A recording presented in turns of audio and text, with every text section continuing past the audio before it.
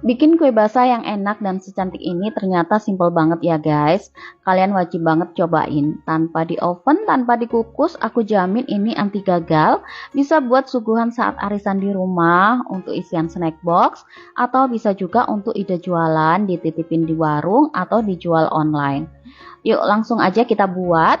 Yang pertama kita siapkan setengah kilogram beras ketan yang sudah dicuci bersih ya guys. Lalu kita rendam beras ketannya dengan air panas selama kurang lebih 1 jam. Setelah 1 jam kita rendam, lalu beras ketan kita tiriskan dan kita pindahkan ke dalam panci magicom.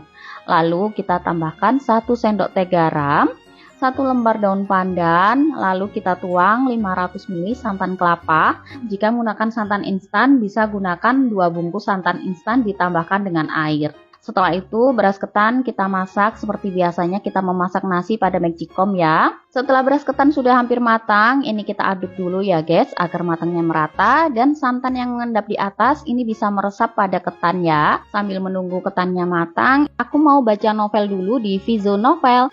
Karena cuma dengan membaca di Vizo Novel kamu bisa menghasilkan uang loh.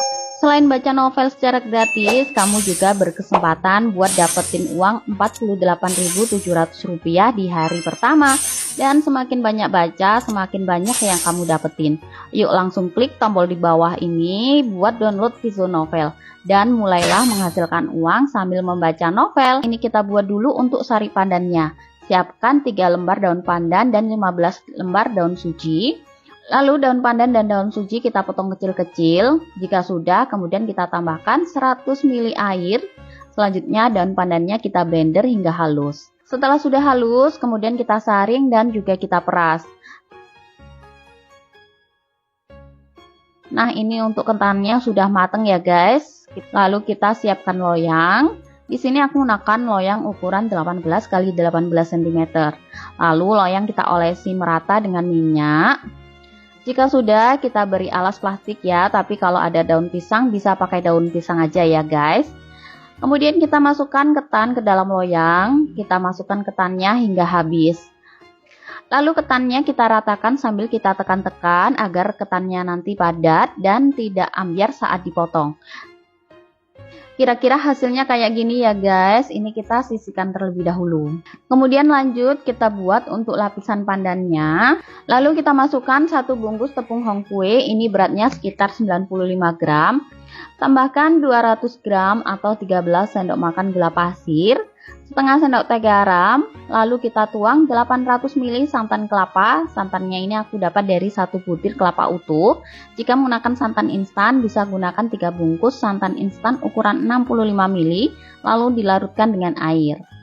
Tuang juga jus pandan yang sudah kita buat tadi. Lanjut kita aduk-aduk hingga tercampur merata. Karena warnanya kurang hijau, ini aku tambahkan pewarna hijau dan sedikit pewarna coklat. Aduk lagi sampai tercampur merata. Jika sudah tercampur merata, lalu adonan pandan ini kita masak.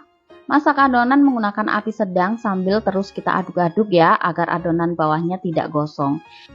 Kita masak adonannya ini sampai mengental dan mendidih ya guys. Nah, ini untuk adonannya sudah mengental dan meletup-letup kayak gini. Lalu adonan kita angkat dan langsung kita tuang ke dalam loyang. Untuk bagian atasnya sambil kita ratakan ya guys, agar hasilnya nanti terlihat rapi. Setelah sudah rapi kayak gini, selanjutnya kita diamkan hingga benar-benar dingin. Nah, ini kuenya sudah dingin dan juga sudah set ya. Kemudian kita keluarkan kue dari dalam loyang ya guys. Sebelum itu bisa kita sisir dulu di bagian pinggirnya. Kita lepaskan loyangnya pelan-pelan aja agar kuenya tidak hancur. Selanjutnya kita potong-potong sesuai selera. Ini aku potong menjadi 3 bagian yang sama besar dulu. Lalu 1 bagian kita potong lagi menjadi 10 potong. Jadi untuk 1 loyang ini menghasilkan 30 potong ya guys. Nah, hasilnya cantik banget ya. Jika ingin dijual kembali atau untuk isian snack box, kalian bisa kemas menggunakan mika ukuran 7J kayak gini. Aku jamin ini enak banget, lembut, manis, dan juga gurih. Mudah banget kan? Semoga resep kali ini bermanfaat ya. Sampai jumpa di resep-resep aku selanjutnya. Terima kasih.